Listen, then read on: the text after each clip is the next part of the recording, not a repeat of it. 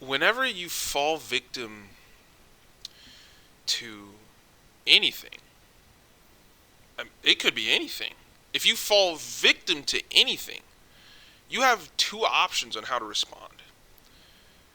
Well, three, technically. One, you could do nothing and let whatever's going to happen, which I don't think is the best option because then you kind of never learn.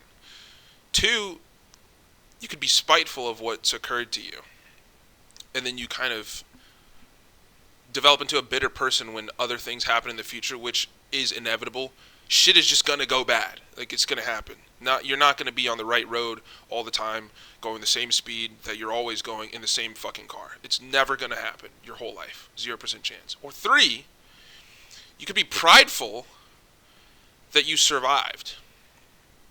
You could look back and say, thank God that I fucking went through that. Those are the two main ones that I wrestle with are pride and spite. And I caught myself being spiteful the other day with some bitch of my past who I saw pissed me off, and I caught myself being spiteful, and I couldn't fucking suppress it. And in the past, things went wrong. Things literally couldn't have gone worse. I'm gonna be honest. And and in the past, I was prideful that I survived and I was good. And so I was like, yeah, I made it through this. And then I saw her, and I fucking was filled with rage and hate, and I just wasn't prepared for those emotions to take me over. I literally didn't know what was happening to me, and I felt it bubble up, and I couldn't fucking control it. I didn't do anything, but I just recognized that I was in awful energy. That's something I need to work on, is being consistently prideful that I've survived whatever it is I've survived. Whether it be just some bitch or any abuse you've survived, mental, physical, emotional, systematic, any situation that was hard for you, because difficulty and hardships are relative. And a lot of people forget that. The hardest thing I've done and the hardest thing you've done are still both the hardest things we've ever done. You know what I'm saying? And when that hits you, recognize your energy and what's happening with it. I did, and I was in the wrong energy, and I was having a very difficult time trying to fix it. But I do think the first step is kind of recognizing at least that you're feeling something that you don't want to.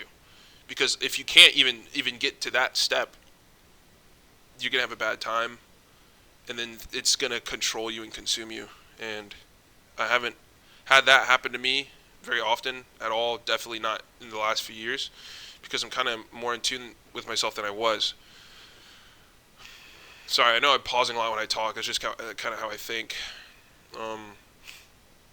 Just the pride and spite are always quarreling inside my soul, And I'm trying to feed the pride a little more, and it's hard to feed it and not be a cocky fuck, which I guess to a point, you know what I mean? There's a balance for sure. It takes a very skilled man to walk that balance. It's a fucking tightrope, because you can't just be someone who just blows everything off. You have to feel your emotions. I will say that as well, if something bad happens to you, don't act like it didn't happen. Don't push it off and brush it off. It's not going to help. If you ignore that, then it's going to come back and bite you in the ass when you don't want it to be there. If you suffer, you have to feel that, man. You have to fucking embrace it, dude. Embrace the pain. Embrace the sting while you can, and while you're in a safe space to embrace it, at least. Because if you don't, you push it down, it'll pop up later. And you know that. This isn't news. I'm not telling you anything super insightful here. But I feel like it can be easy to forget that. I have to be more proud of myself for overcoming what I've overcome with everything in my life, I'm really trying to work on that.